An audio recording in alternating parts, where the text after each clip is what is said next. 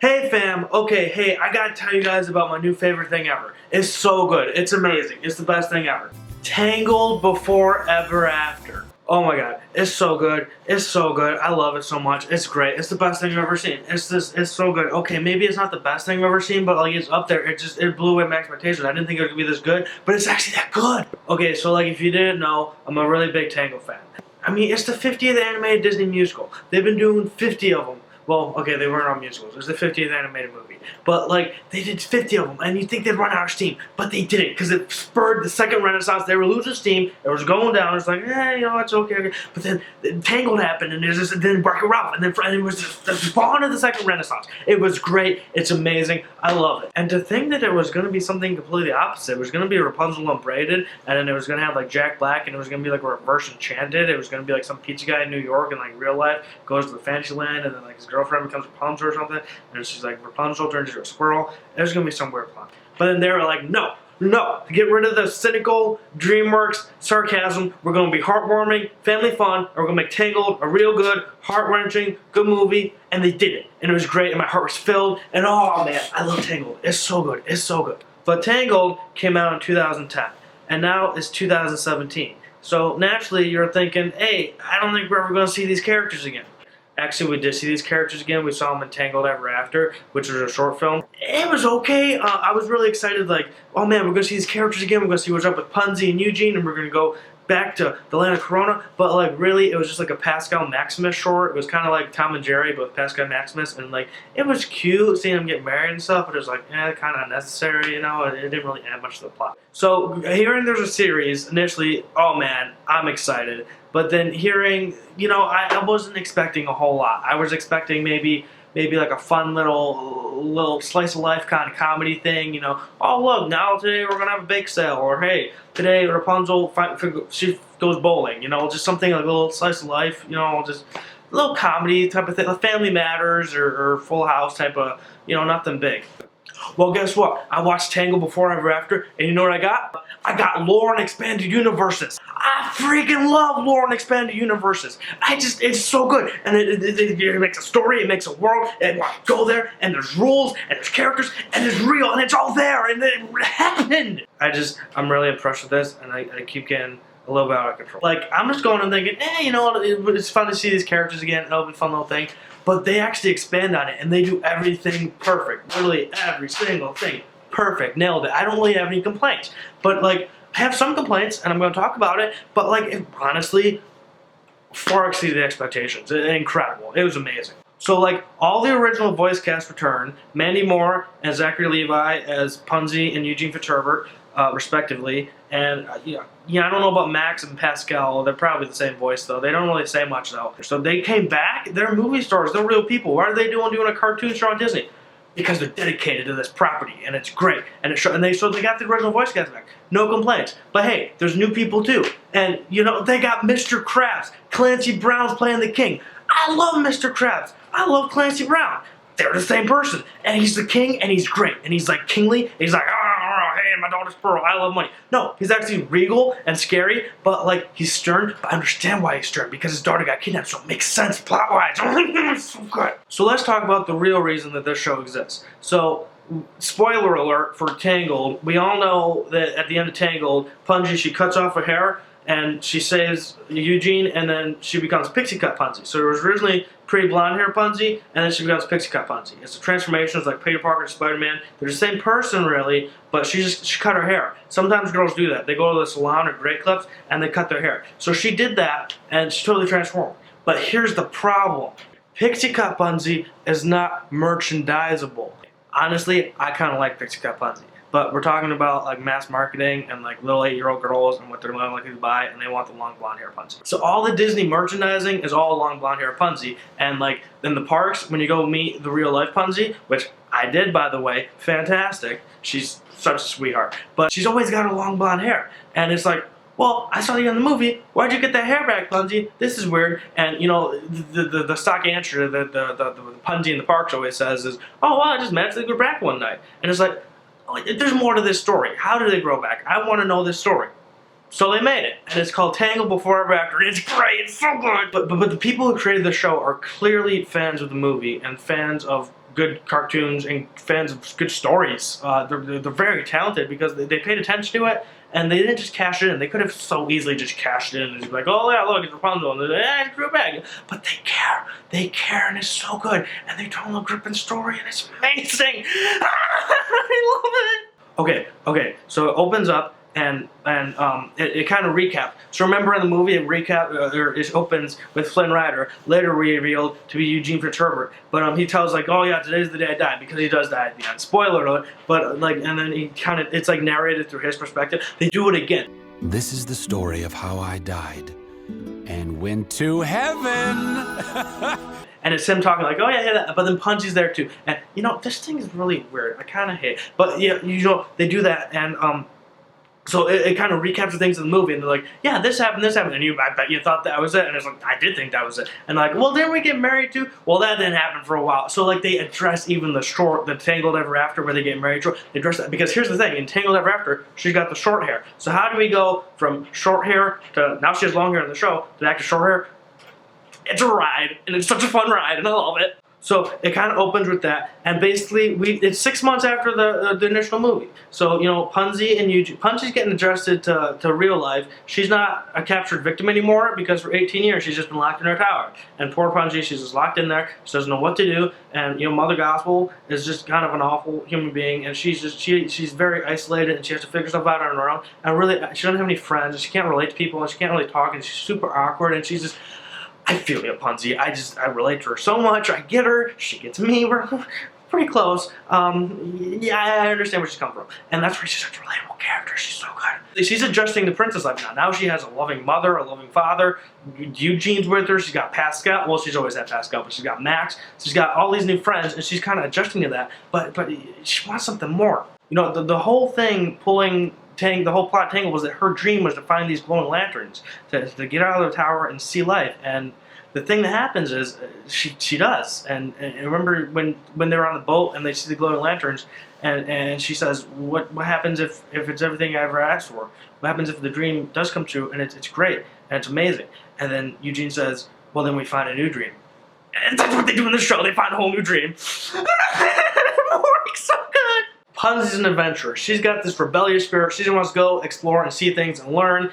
She's sweeping, she's mopping, laundry mopping, cleaning up. She loves doing things, and she just wants to keep continuing to do that. But it's a problem, because the king, her dad, is super protective and super controlling. Because his daughter got kidnapped from him for 18 years. It's super understandable why he doesn't want to let her out of her sight. He lost her for 18 years. She was kidnapped, and he's like, never again. I love you, and I'm not gonna let that happen again. There's scenes in this movie where he has a PTSD flashback and he's like freaking out. He's a real character. They don't do this in kids' cartoons, but it's like the war or something. Like, he's an old man and he has these flashbacks, and they're terrifying, of just little baby daughter screaming and yelling for help, and he can't do anything. He's helpless. So I understand where the king's coming from. He's not just a stereotypical, oh yeah, I'm just the bad authority figure. He's not King Triton. Okay, King Triton's pretty good, but like, he's not. He's a real character, and I understand where he's coming from. There's motivation. They wrote a character. He's not just an image. He's a character. He's so good. So initially, that's where a lot of the conflict's coming from. Coronation Day is coming up. Rapunzel has to adjust to being a princess, and she has to adjust with getting along with these guards and being overprotected, and she's not really happy. She's not living in the dream. And she doesn't, is this what life is now? I'm out of the castle, and this is all it is?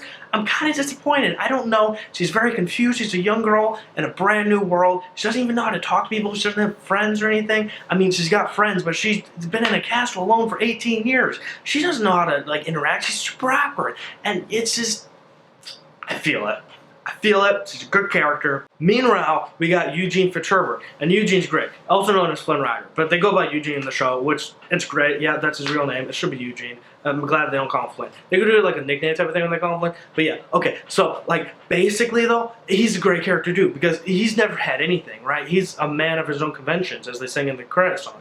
He had a lie, and he made up Flynn Rider because he's a poor orphan. Everybody hates him. His whole thing is just, he's a self-made man. He made himself who he is just by kind of exaggerating and not necessarily lying, but he's not a good person. He's a thief, but a thief with a heart of gold. He's a great character. I love him. I'm dressed as him. I love Flynn Rider and Eugene Fitzherbert, mainly because they're the same person. But he's great, and I love him. And now he's finally, Rapunzel was his dream. He loves Rapunzel. All he wanted to do, he didn't want money or gold. He says he did, but he lied. All he wanted was family. He wanted somebody, he was an orphan, and he wants somebody to love him and care about him. He wants a family, and he found that in Rapunzel. And he's got it now, and he's happy, and he doesn't want to lose it. He's got a nice place to stay. He's got a stepfather and a stepmother, not step, in-laws. He's got family, he's got friends, he's got the barbarians. He's happy, and he wants to lock it down and make sure nothing happens. He's satisfied. So that's right. He just wants to marry Rapunzel, make sure everything's good. He thinks this is the best thing that ever happened.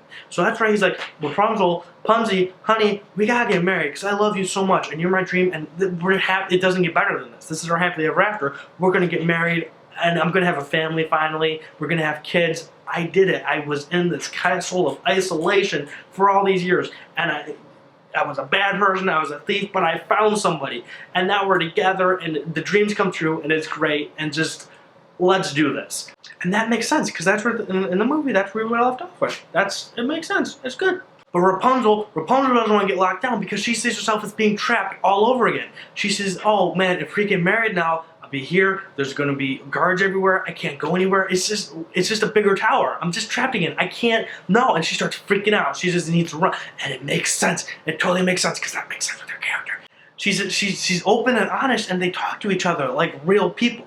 It's not like a typical cartoon where they're just like, oh yeah, and I'm conveniently going to leave out this piece of information that'll lead to a misunderstanding, which will cause drama, which will cause the plot. So many cartoons do that because they think they're like just talking to kids, which they are. But like, it's so easy to do that, but they don't. They write like real people, like real characters, and they talk, and they're real. This is great. I love it. But they do that, and there's a sense of drama, and you know, Eugene wants to help her, and he's totally understanding, and he loves her, and he'll do anything for her, and it's so great. It's so great that they're just like, oh wow.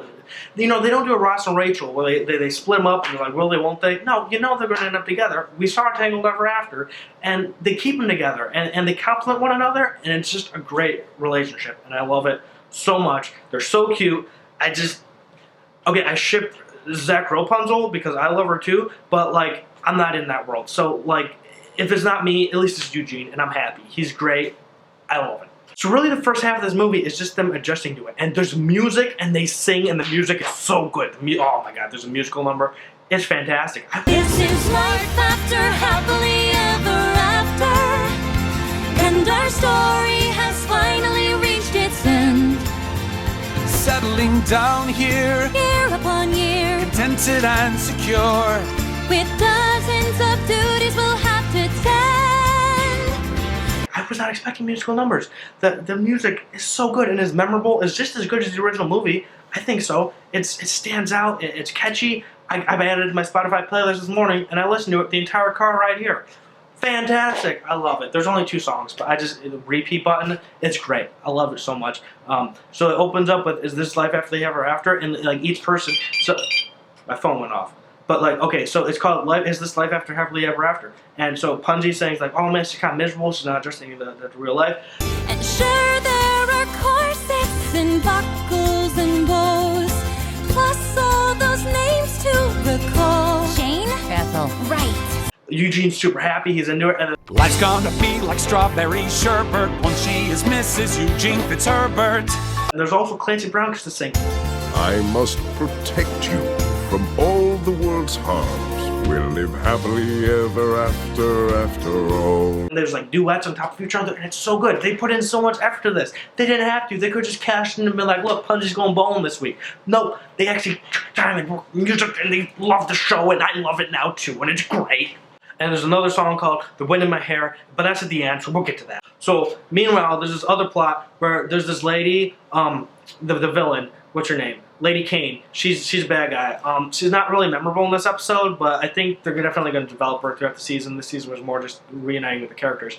She's a really cool art design, though. She got like this red streak, like a tattoo type of thing. She's really cool. It's kind of badass. But she's mad because so basically her dad was Jacques Valjean, or Jean Valjean, or what's the guy from Les Mis? 24601. She was that guy. Like, her dad was like a criminal, but he just stole bread to eat so he could feed his family. And, you know, when the king when Rapunzel was kidnapped, the king locked down. He cracked down. He went crazy. He started arresting everybody. So this guy just kind of stole bread, and the king's like 20 years in prison. He just ruined his life and ruined everything because the king was just distressed, which makes sense. He just lost his daughter. But her dad was that bread guy, and she blames Rapunzel for taking her dad away. We're really sure she blamed the king for taking her dad away. It wasn't really Rapunzel's fault. She was like a 2-year-old baby when she got kidnapped. But regardless, she blames Rapunzel for it, and she wants basically revenge on Rapunzel, so she wants to take her dad away and just evil. So she's planning a plot to, overthrow the kingdom and just cause mayhem, and she's the bad guy. And she's a pretty good villain. I'm interested. But here's the thing that really gets intriguing. So, Punzi, she's freaking out. Eugene just proposed to her. She doesn't know what to do.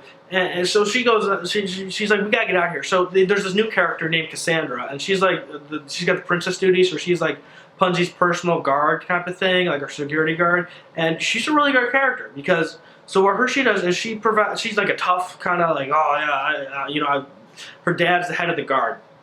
So she's the tough, rough and tumble, like doesn't put up with anything type of girl, like really tough, like And she's really great, but she's nice. She's not just tough, like mean as nails with no personality. She's got her soft side. You can see that in her, and it's great. I love that. But she doesn't get along with Eugene. She doesn't like Eugene, but she doesn't really know Eugene. She just knows him as this notorious thief, bandit type of guy. So makes sense that she wouldn't like him. The thing is, she kind of takes the place of Maximus. So in the movie, Eugene and Maximus cause drama because Maximus is like straight, lawful, good. He's the good guy. You do it by the law, and Eugene's like chaotic, neutral somewhere. He's kind of he'll dip his toe in the wrong things. But see, a show can't contain Maximus as being that foil for Eugene because Maximus is a horse and he can't talk. I mean, he definitely has a personality and it shows, but it'd be hard for a show to contain that. So they kind of take that personality trait and give it to Cassandra, and she's great. It creates tension and conflict, and there's a really great dynamic between these two characters. And it also gives Punzi somebody to talk to that's not Eugene, another friend, another confidant for her to talk to. It's really great. I love Cassandra. She's a great character. No complaints with her. So basically, Cassandra, what she does is she sneaks Punzi out because she's the guard, and she's like, I know everything. She sneaks her out one night, and she goes exploring, and Punzi has the best night of her life. She like runs and like jumps over like a giant wall, and it's very reminiscent of when she jumped out the thing, because in the movie when she first started on the tower there's a long straight of hair and she grabbed the hair and she jumped through it, and there's a very like way that the camera moves, and then they do that again, but she has short pixie cut hair, so it's a piece of rope instead of the hair, and she like goes on the rope and it's like, oh it's so good, it's reminiscent. It's like they watched the movie and they loved the movie and they just wanted to make a show based off the movie, and they did it. So, they have a great time. Punzi sings. This is where they have Wind in My Hair comes in, and it's just like, yes, we're doing it. Yeah, that adventure's over, but there's a new adventure just beginning, and I want to feel it. I want to run. And there's a lot of hair puns in it, and it's just blowing. I don't know what's going to happen next, but we're going to have fun, and we're going to figure it out. I love it. I love it. I love it so much. This is so good. This is such a good show. And I got the wind in my hair and a song in my heart, and the fun's only starting. So they do that, and Cassandra takes her to where they found the magic flower. They gave her the hair. There's like this weird like monument there. Well, okay, the monument's not the weird part, but there's all these like weird spikes around it, and like nobody's like, what's this? And Cassandra tries to hit it with a sword, and the sword just breaks. And nobody can get these spikes. What are these spikes doing? I don't know. I'll tell you what the spikes do though. They add mystery and intrigue, and it makes me want to tune in next week to figure out what this overarching plot is. There's an overarching plot. It's not just sitcoms the week, the of the week. There's an overarching plot. And Punch is like, I don't know what these things are. And then she touches it. Because naturally, you want to touch all the things. And then, poof, explosion. Something blows up, and then her hair comes back. And it's like, what?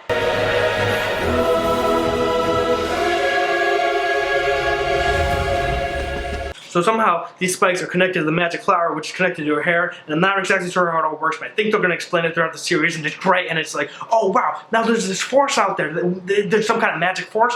I don't know. Is there some person controlling it? Is there a curse? Is it just a magical world? Is this an enchantment? I don't know. There's so many possibilities. But I'll tell you what. I'm going to tune in next week to find out, because it's an overarching plot. There's a world. There's world building in here. There's different powers. There's lore. I'm so interested. So that's how she gets her hair back. And she freaks out. Why is this hair here? Oh my god, I just got rid of it. And now it's back. And now everybody's going to think, now my dad's going to know that I escaped from the castle because he's going to know I got my hair back. And she's like, freaks out. And it's so good. It's so good. So there's like some gags about her trying to hide the hair, and she tells Eugene about it, and then she doesn't tell him the whole story, but she's telling some of the story because she wants to keep Cassandra's trust, but like Cassandra doesn't trust Eugene, but like she really should trust Eugene, but like anyway she doesn't tell her, but then Eugene's like super understanding about it because he's a really good guy, so they do that. Oh, here's the thing, so the hair, it got an upgrade, it got stat boost, so before it just used to be like super long and it healed people. And now, well, we're not really sure if it heals people still. We haven't seen her heal anything in this show, but we do know this. We do know that it's indestructible. That's right. Several times they try to cut the hair off, they throw axes at it, and they just can't get it gone for the rifle. It's stuck there. It's like steel, and so that gives her superpower. So now she can like hit it at people, and it's like adamantium or something. It can't break, so that makes her like super more powerful because she can use that for so many things now. Because before it was hair, but it was just hair. So like it could rip or like tear, or like someone could just take a sword and cut it.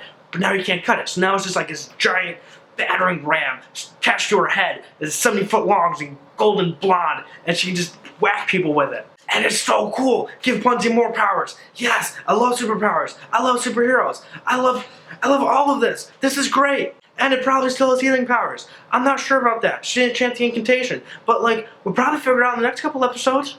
So Coronation Day happens, and like it actually comes out she has hair because Lady Cassandra tries and steal the king, and then Punzi saves the day, and well, Eugene and Cassandra help too, and Max, and like she gets her hair out, so now everybody's like, oh my gosh, she's her hair now. I can't stay put. Rapunzel!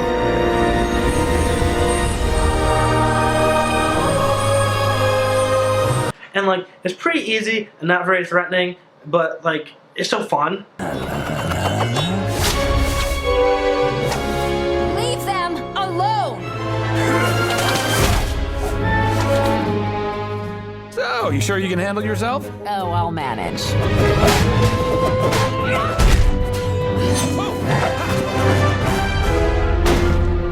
But here's the real issue. So the king was already pretty strict, but now he sees that Punzi got her hair back. The hair that she was stolen for. Well, kidnapped for. They kidnapped her not because she's a princess, but because of her healing hair. Remember, Mother Gospel just wanted to be young.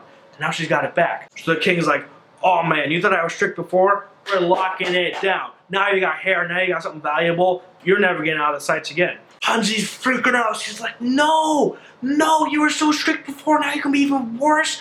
No! And it's bad, because I want Punzi to be free too, and do whatever her heart desires. But I also understand where the king is coming from, because he's had PTSD, and his daughter, his beautiful little only child daughter, was kidnapped in the blink of night. And he had guards on duty, and there was nothing he could do. It was just stolen from her, and it ruined him. It killed him. He says, a part of me died that night. So I understand where the king's coming from. He's not just some, like, just stereotypical one-trait character. He's a real person. There's character development. There's real people. And then, so clearly Punzi's upset. And then her and Eugene talk, and they're like, "Hey, we didn't get a chance to talk really, but you know, I'm here for you. I'm not sure why you don't want to marry me, but like, I'm gonna wait with you." And Punzi's just like, "There's a lot of stuff happening. Just please be patient." And he's like, "I understand." And that's so good. That's so good because there's so much stuff happening in life, and they shouldn't get married this young. They really shouldn't. But like, you just gotta be patient and be with her, and you know, she appreciates him, she loves him, and he loves her back, and it's just, they're so cute. They're so cute. I love them so much. I want to be Eugene. Punzi, there's a reprise of, oh yeah, I guess this is life after ever after. I'm miserable. But then she's like, no, I got the wind in my hair. And then she opens up the window and sees that the hair blows in the moonlight and it's beautiful and the wind's in my hair and she's gonna do anything. So she's gonna find a way to escape in the next episode. She's gonna have some fun time with Corona, and she's probably gonna figure out what these spikes are. She's gonna figure out why her hair's back. I'm sure Lady Kane's gonna do some other stuff. The Mother Gothel came back in the trailer. I think that was just a nightmare screen, but there's a trailer of Mother Gothel. So if she comes back, maybe because the spikes are back and her hair's back, she could come back. I don't know, but there's so much stuff happening, and there's lore, and there's world building, and I love these characters. I love the world they're set up. I want to spend more time here. I'm so excited, and I love it. And then there's pins, and there's like the wind in my hair, and it's so good. With the wind in my hair.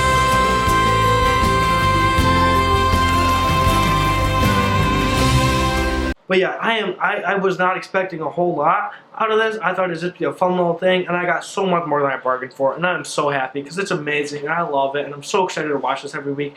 It's so good. I love Tangled Before Ever After. I think it's gonna be called. I think this is the movie that's called Before Ever After. I think the actual show is called Tangled the series. But whatever. I'm so happy. I'll be there every week. I'm gonna watch every episode. I'll watch them twice. I love it. It's so good.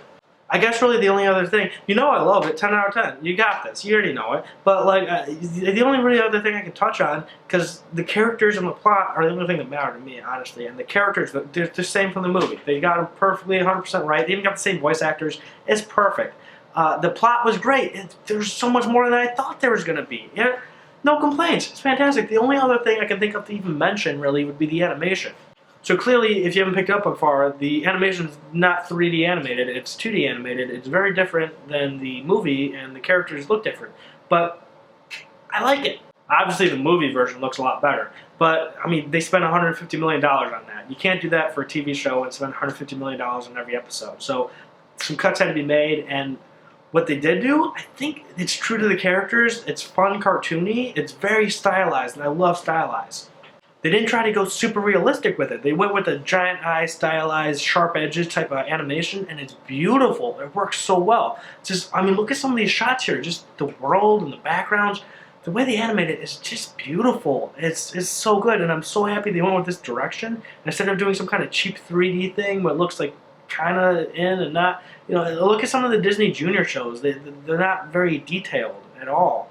And when you do a 2D stylized like this, you can be so detailed, and it's stylized. It's certainly going for a certain look, but it's a beautiful look, and I love it. I think it's the best option to do it, and it's great. I love looking at it. I feel like I can pause at any frame during this episode, and what I see on the screen is a poster or a desktop background. It's that type of beautiful, and I really love it. Some of the action scenes are a little bit clunky. They look a little bit silly. I think that's just because Flash animation. That's just the stylized nature. When things move fast with an action-based thing, they're going to look like that. I can get over it. It's not. Obviously, it could be better. It could look a lot better. But to make the action look realistic, they need a completely different art style. And, the pros and cons of that, I think they went with the best option that they had. I think the stylized nature, because the show's not about the action. I don't think so. I'm not watching it for the action and see what kind of frying pan shenanigans they're going to get into. I'm watching it for these characters and the expressions that they give and the heart that they have. And to do that, you need some kind of stylized animation like that. So I think they did the best that they could, and this was the best option. So I got really no complaint. I mean, they're not perfect, but honestly, they did the best they could with it, and I don't think it could be better. So I'm happy with the animation. I think it looks good. It's stylized. I can't wait to buy all the merchandise. It's going to be great. It's going to be everywhere in my room. So yeah, overall, honestly, this is the greatest thing I've ever seen in my life. It's fantastic. You guys should all watch it. You can watch it on DisneyChannel.com right now. I gave it all away, but, I didn't do it good. They do it a lot better in the show, so you should watch it. I'll watch it 6 more times probably. So just watch it. Because it's so good. It's so good. It would have been so easy. I can't stress this enough. It would have been so easy for them to just cash in and just do something cheap and just do lazy. But they didn't. They put heart and effort into it, and it shows. It oozes off the screen, all that heart and effort they put in there. And you can tell that they're really trying to make something with this. Something more than just a cash in. They want to expand the story. They want to expand the characters. It shows, and it's great, and you need to appreciate this. Appreciate the effort, and then more effort will be rewarded, and everything will be better. This matters. This is important, and you got to support it. Just support Tangled, the series, Before Ever After, because it deserves it. It's so good. Watch it. Please watch it. Buy the merchandise. It's so good. I want more of it. I need more of it. It's the best thing ever. I love it. And hey, maybe I'll be back again next week. Probably, because I love it so much. But if it's not good, then I'll tell you about it. I won't sugarcoat it. I'm a strict reviewer. You can trust me. But I'm probably going to love it. I love this. It's so good. Watch it, guys. Oh, God bless Tangled Ever After. I love it. I love it so much. I can't believe it was so good.